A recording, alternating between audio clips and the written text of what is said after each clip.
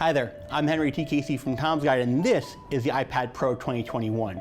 It's time to review both the 12.9 and 11-inch models and show how they differ and see which one's right for you. The first thing to note about the iPad Pro 2021 is that this 12.9-inch model is better than the 11-inch model in one major way. It has the Liquid Retina XDR display, which has peak brightness of almost 1600 nits. Like a great tablet display is somewhere in the 400 to 500 nit range. This blows it out of the water, but there's a big asterisk up there. That's only for HDR content, and not all applications have HDR support. So when I tried to watch my favorite scene in Birds of Prey, when Harley Quinn lusts over the breakfast sandwich of her dreams, it didn't look that much different at all. That's because the HBO Max app, also the Hulu iPad app, doesn't support HDR. And then when I found HDR-capable apps, such as Netflix and Apple TV, I watched some content that support with Dolby Vision, which is an HDR-supported format. The thing is, I only noticed a slight difference of brightness on the 12.9-inch iPad Pro, and they both looked great. But the good news is that our testing proves out that the 12.9-inch iPad Pro does get a lot brighter. Non-HDR content light gun tests show that the iPad Pro 2021, the 12.9-inch model, has an average of 563 nits of brightness. That's practically negligible difference from the 11-inch model, but it's still brighter than the 559 nit iPad Pro from last year. In terms of what you could buy it, other models you could buy, the iPad Air 2020 is less bright, 440 nits, and the Galaxy Tab S Plus's Super AMOLED panel is even less bright at 430 nits. But as I said, the iPad Pro gets even brighter. So we use an HDR video to get what the peak brightness would be on this tablet. The 10% and 40% portions of the display rated at 1582 and 1588 nits respectively. That's a multiple of anything you get from any other screen on any other tablet on the market, and it's just really impressive. As for the full screen on HDR, that had a 1251 nits brightness. Pretty darn good.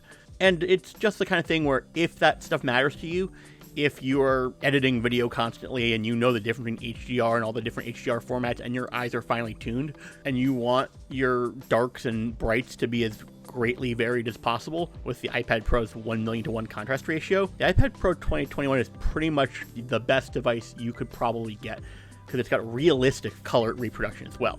Our colorimeter gave it a rating of 114.9% on the SRGB gamut, similar to the 113.1 from the 11-inch model, and more colorful, than the 102.9 rating from the iPad Air 2020.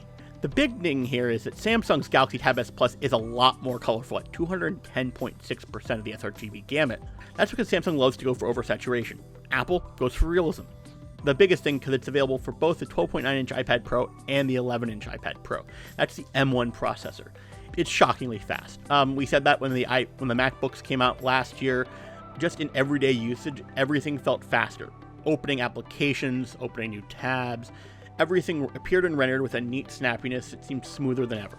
And then when I split into multitasking mode, high-res HDR art, a 1080p YouTube video, and over a dozen tabs, everything still stayed smooth.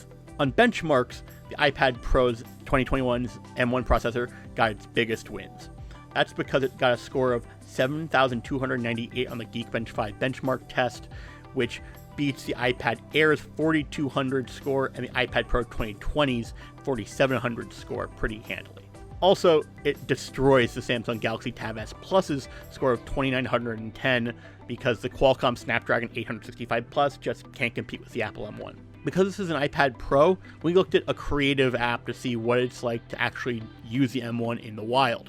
We take a 4K clip, add a color filter and a transition, and then export it at 1080p at 30 FPS. The iPad Pro 2021 finished this test in 22 seconds. That beats the 34-second time from last year's iPad Pro and the 27.2-second time from the iPad Air from last year. Design-wise, the iPad Pro 2021 is pretty similar to last year's model. It's just a little thicker at 0.25 inches versus last year's 0.23 inches. That means it's going to fit a little more snug and maybe not perfectly in the iPad Pro Magic Keyboard, but it should still work. Also, at 1.5 pounds, and then another 1.5 pounds on top of that with the Magic Keyboard, the iPad Pro is up to 3 pounds heavy, which is about as heavy as the MacBook Pro 2021 and the XPS 13. This makes it a little less portable, and I mean, if you're wanted an iPad for its lightweight design, you'll probably want to go with the 11-inch iPad Pro, which is 2.4 pounds when docked. And yes, I'm going to talk about cameras on an iPad. Apple's done some good stuff here. Primarily, the 12-megapixel true depth camera that's a selfie camera has a new technology that makes video conferencing even better than before. It's called center stage. It means that the camera will follow you around if you stand up, if you move to the left or right. The camera keeps its focus on you. I tried to test it out, and it had a pretty good job of keeping its eyes on me. As for the camera themselves, well, the 12-megapixel and 10-megapixel real cameras take great photos. I amazed my mother when I shot a photo of her green and pink amaryllis. Selfies I shot had a ton of detail, which were mostly great for reminding me how badly I needed to shave. As for battery life, the iPad Pro 2021 impresses, lasting 10 hours and 48 minutes. That's almost 2 hours longer than the Galaxy Tab S7 Plus's time, and over half an hour longer than the iPad Pro from last year. That said, the smaller iPad Pro, the 11-inch iPad Pro 2021, lasted 13 hours and 42 minutes on the same test, likely because it has a smaller screen to illuminate. Lastly, let's talk about iPadOS. iPadOS is pretty good. It's gotten a lot smarter with Scribble for handwriting detection, and 3 app at a time multitasking plus picture-in-picture is pretty good. But with an M1 processor and a great screen, it goes toe-to-toe with your MacBook now. The next MacBooks may surpass it, but Apple's made an iPad that's deserving of a really powerful operating system. And iPadOS is still boxed into the sandboxing limitations of iPadOS. Applications can't really work together. They work side by side. But wouldn't it be great if you could use Skype or FaceTime with voice memos to record a podcast, or stream an iPad game without a secondary device?